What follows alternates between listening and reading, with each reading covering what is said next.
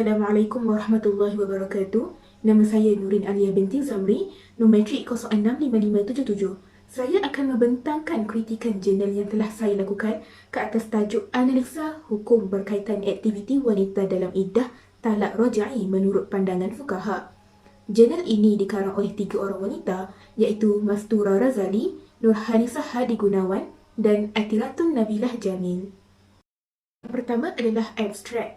Di dalam penulisan abstrak, penyelidik menyatakan secara keseluruhan mengenai isi kandungan yang terdapat di dalam penulisan jurnal tersebut. Ia juga mencakupi kriteria-kriteria yang lengkap seperti mengandungi pernyataan masalah, objektif kajian, metodologi kajian serta keputusan dan kesimpulan. Bukan itu sahaja, abstrak yang ditulis juga adalah merangkumi 2 bahasa, iaitu bahasa Melayu dan bahasa Inggeris serta dinyatakan juga beberapa kata kunci. Misalnya, penyelidik telah menyatakan bahawa terdapat ramai wanita beriddah kini melibatkan diri mereka dalam kerjaya serta aktiviti-aktiviti yang berunsurkan kemasyarakatan. Kita dapat lihat bahawa perkara ini secara tidak langsung memberikan kesan dan cabaran akan proses mereka dalam melaksanakan iddah. Selain itu, tujuan penyelidik melakukan kajian ini adalah untuk melihat pandangan-pandangan fuqaha mengenai aktiviti-aktiviti kebiasaan wanita yang ditalak roja'i, misalnya dalam aspek kerjaya, penampilan dan aktiviti kerakyatan. Metodologi yang dijalankan di dalam jurnal ini adalah secara kualitatif. Kumpulan yang diberikan juga adalah sangat baik di mana penyelidik mendapati bahawa hukum pelaksanaan aktiviti sosial dalam kalangan wanita beriddah talak roja'i adalah berdasarkan maqasid syariah oleh pandangan fuqaha. Kedua adalah pengenalan. Melalui kritikan jurnal ini, saya akan memberikan ulasan dan ringkasan mengenai topik ini di mana menurut pandangan saya, ia adalah salah satu topik yang menarik.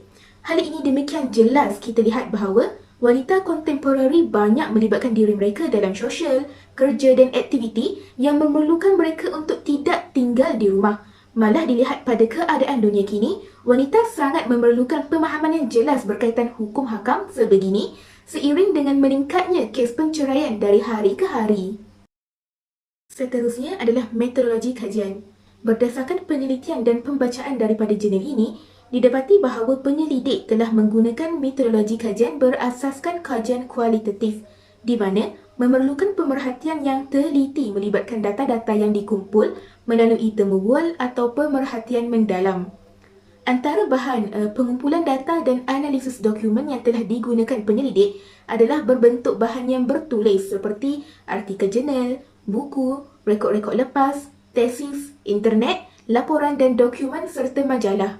Malah, penyelidik turut menampilkan potongan ayat-ayat suci Al-Quran dan hadis dalam menguatkan lagi pendapat daripada para fuqaha.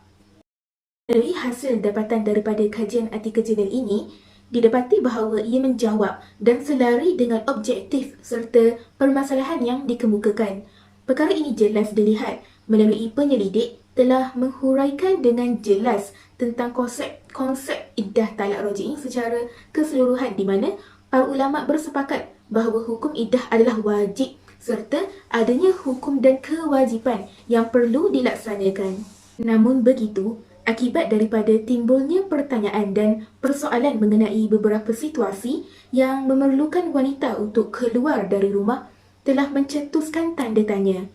Maka, penyelidik telah menyatakan bahawa para fuqaha telah bersepakat untuk menjadikan kerjaya sebagai keadaan yang darurat, di mana wanita hanya perlu ke tempat kerja sahaja tanpa perlu mengunjungi ke tempat yang lain.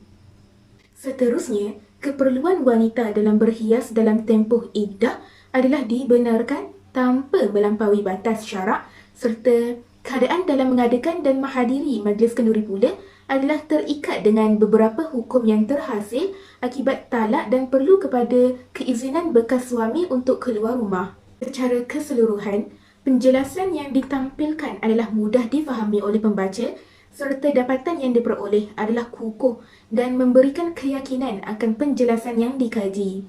Hal ini dibuktikan dengan penyelidik telah menyatakan hasil dapatan melalui sokongan ayat-ayat Al-Quran, pandangan fuqaha, kajian-kajian lepas, laman web mufti serta penulisan daripada tokoh-tokoh yang terkemuka.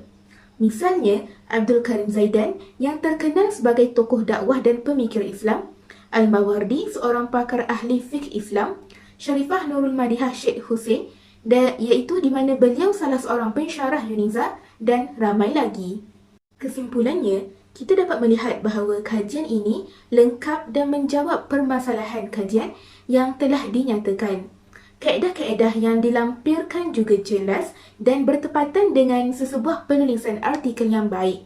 Jelaslah bahawa Islam adalah agama yang mudah dan merangkumi seluruh aspek kehidupan manusia. Pensyariatan iddah adalah sebagai simbol kepatuhan diri kita kepada Allah.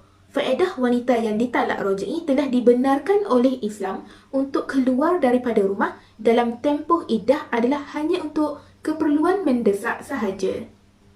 Sekian, terima kasih.